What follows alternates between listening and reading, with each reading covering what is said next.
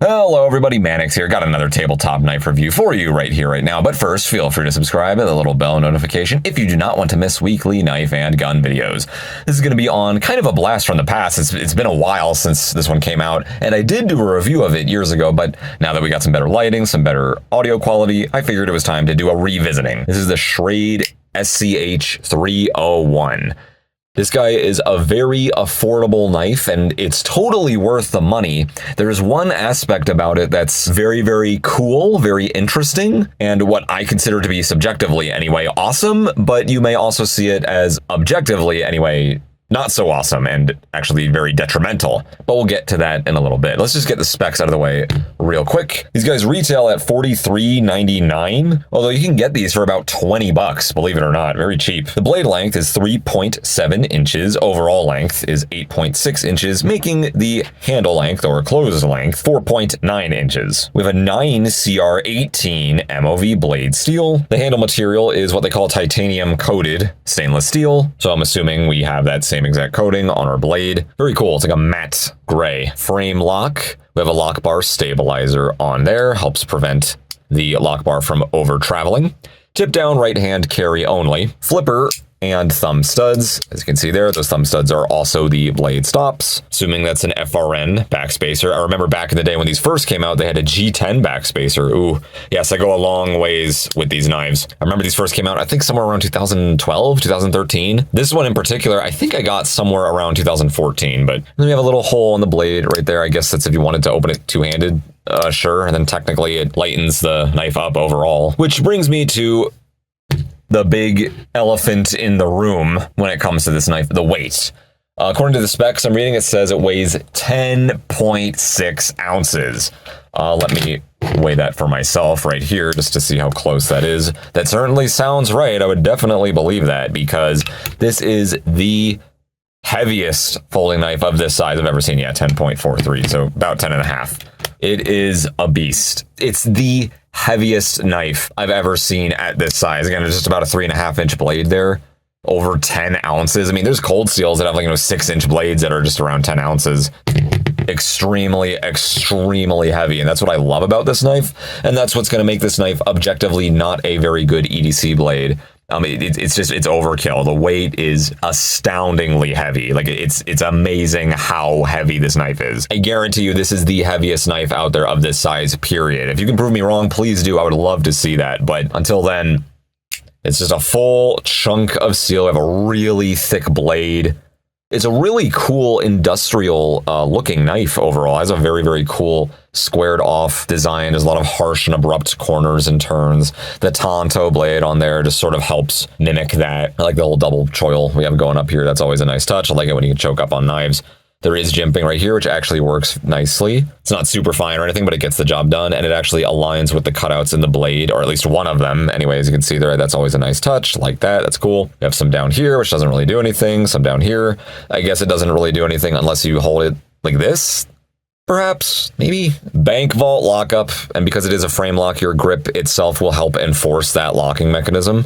So that's always a nice little plus with the frame locks. And then I do like the inclusion of the lock bar stabilizer right there. I always like seeing that on a frame lock. It always bothers me when it's not there. You can see it's kind of enveloped by that pocket clip as well. Carry's fine. I don't have a problem with this pocket clip, but it looks cheap to me. And I don't like how it's on an angle. The whole knife is very straight. Everything's kind of like parallel to each other. And then we have this pocket clip that kind of just looks like it's slapped on there, and it's sort of just curving in the wrong direction, it seems, which is strange to me. It just looks cheap. Everything about this knife looks like a custom-made titanium frame lock. It's kind of mimicking that whole style, which back in the day, around 2013 or so, that was the style. Custom-made titanium frame locks were in. Everyone loved those big, beefy, chunky blades. And this is kind of just a production version of knives like that. And it's really cheap too, about 20 bucks. The sheer amount of steel we have here, I feel like would be worth more than that. Let's talk about the blade steel. 9CR18 MOV. Sounds very similar to 8CR13 MOV. There's a handful of differences, but basically the big one is that it's got a lot more chromium content in it. From what I do understand, it's probably just going to have less edge retention, not get quite as sharp, just because, there's less carbon in there compared to the other elements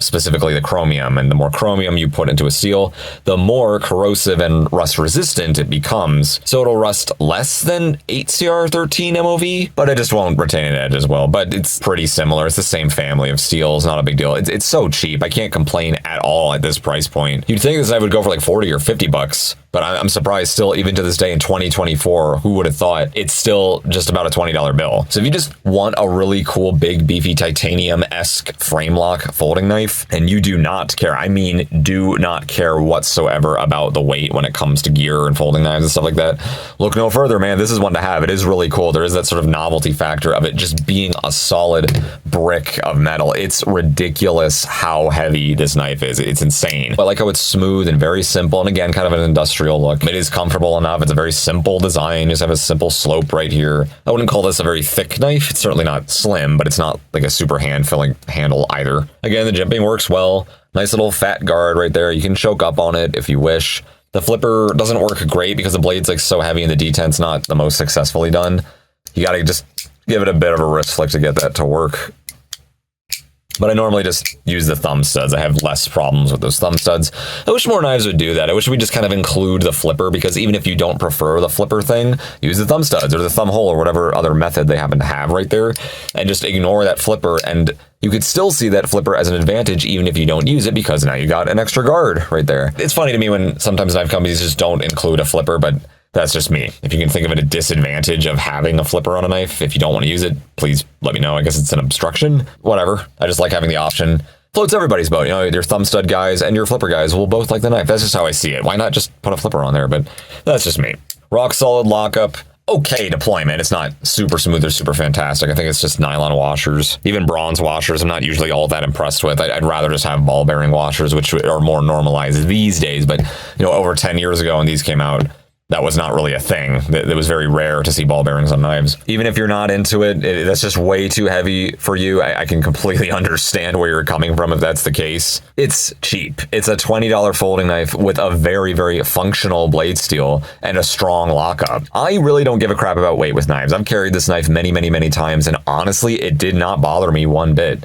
Maybe it's just the type of pants I wear. I tend to wear cargo pants most of the time. It's never really been an issue for me. Yeah, it's heavy and all, but it's still not even like 1 pound. We're talking ounces, not pounds. I always say this. It's funny to me when people get caught up in weight. Like, oh man, that knife's 3.7 ounces. Oh man, it's above my 3.5 ounce threshold. Can't buy that one. You know, you do you.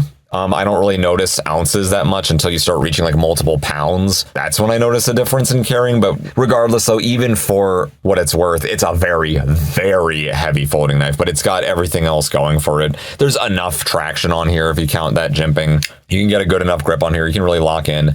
It's not going to break or snap on you, I don't think, anytime soon. Not only do we have a really thick blade right here, it is a Tonto, which has a notoriously strong tip, and just by its sheer geometry, there's a lot of novelty here. It's really, really cool, and it's affordable too. So if it interests you, if you just have a morbid curiosity, you just want to know how heavy could this sucker really be, and you don't mind sacrificing the $20 bill for it, hey, you might like it. You might like this guy. I still own this guy, I still like it, and I don't mind beating on it because it's just so affordable, and it's just cool. So that is it. That is a Schrade SCH301. Do you have this knife? Do you know of any other knives that are actually heavier than this guy of this size? We're not talking a knife with a 7-inch blade or something. Please let me know in the comments down below. It's always interesting to hear what you guys have to say, and I always learn something from you. Thank you so much for watching. Mannix out.